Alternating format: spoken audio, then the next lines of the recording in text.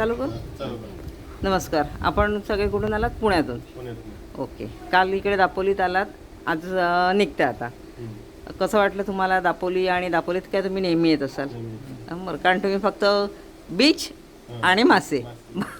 Okay. पण आता आमच्याकडे माऊली कृपा होमस्टेला पहिल्यांदाच राहिला, तर तुम्हाला कसं वाटलं आमच्याकडचं स्टे राहण्यासाठी किंवा बाकी सगळं कशामध्ये, जेवणामध्ये किंवा कसं वाटलं? जेवण वगैरे व्यवस्थित होतं? राहण्याचं गरम पाणी वगैरे सगळं मिळालं व्यवस्थित? सगळी सुखसोयी व्यवस्थित मिळाली. ओके.